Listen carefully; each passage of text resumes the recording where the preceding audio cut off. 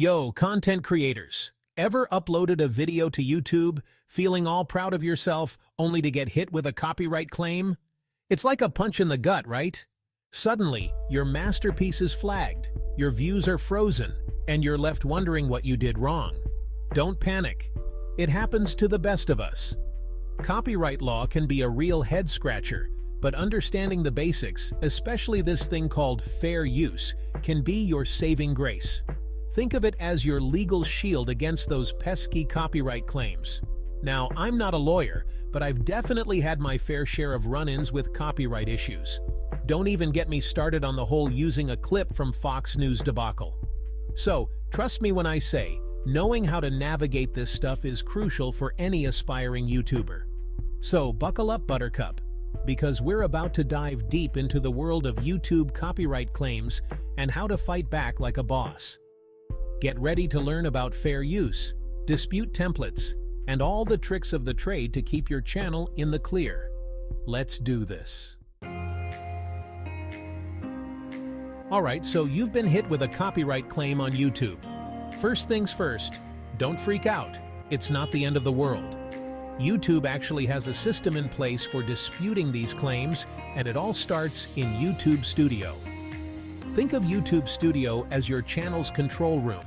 It's where you go to manage everything from video uploads to analytics.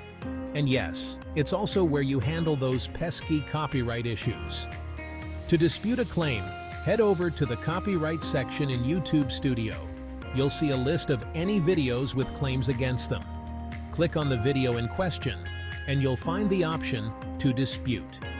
Clicking dispute is like firing the first shot in a copyright battle. It tells YouTube and the claimant that you're not backing down without a fight. But before you go guns blazing, you need to understand the grounds on which you're fighting. And that's where our friend fair use comes in. Fair use. It sounds so simple, right? Like, yeah, be fair, use things fairly. But in the legal world, it's a bit more complicated than that. Think of it as the Robin Hood of copyright law, taking a little bit from the rich, copyright holders, and giving it to the poor, content creators like you and me. Basically, fair use allows you to use copyrighted material without permission under certain circumstances. It's not a free-for-all, though. There are rules, guidelines, and a whole lot of legal jargon involved. The 4 factors of fair use. 1. Purpose and character of your use. Are you using the copyrighted material for educational purposes, commentary, parody? The more transformative your use, the stronger your fair use claim. 2. Nature of the copyrighted work. Is the original work factual or creative? Using a news clip for commentary is different from using a whole song in your vlog. 3. Amount and substantiality of the portion used. Did you use a few seconds of a song or the entire track? The less you use, the better. 4. Effect on the market value of the original work.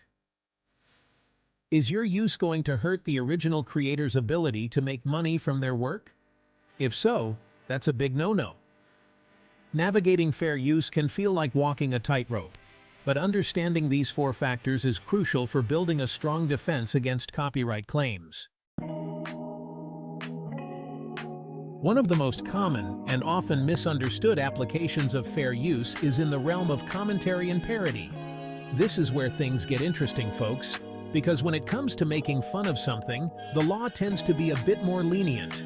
Let's say you're creating a hilarious video essay critiquing a terrible movie. You want to use clips from the film to illustrate your points. Or maybe you're a musician parodying a popular song to make a political statement. Can you do that without getting sued into oblivion? In many cases, yes. Parody and commentary are considered transformative uses of copyrighted material. You're not just reposting someone else's work. You're adding your own unique spin, message, or criticism. And that, my friends, is where fair use shines. However, it's not a free pass to use as much copyrighted material as you want.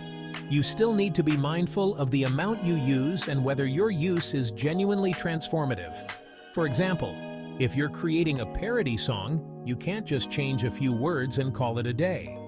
You need to create something truly original that comments on or criticizes the original work. Remember, fair use is a legal defense, not a get-out-of-jail-free card. If you're unsure whether your use qualifies, it's always best to err on the side of caution or consult with a copyright lawyer. Section 5. Dispute template. Because nobody has time to write a novel. So you've decided to dispute a copyright claim on your YouTube video. Good for you. But now you're probably wondering, what do I say in this dispute? Do I need to hire a lawyer to write me a fancy legal document? Relax, my friend. You don't need to be a legal eagle to write a compelling dispute.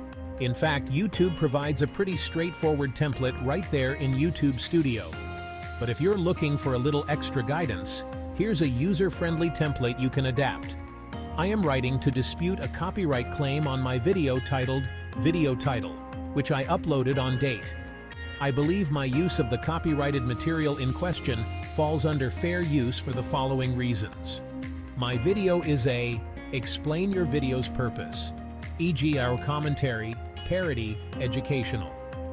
I am using the copyrighted material in a transformative way, e.g. to critique, comment on, or parody the original work. The copyrighted material is describe the nature of the original work, e.g. factual, creative. My video uses specify the amount used, e.g. a short clip, a few seconds of music, of the copyrighted material. This is a small, reasonable amount that is essential to my video's message.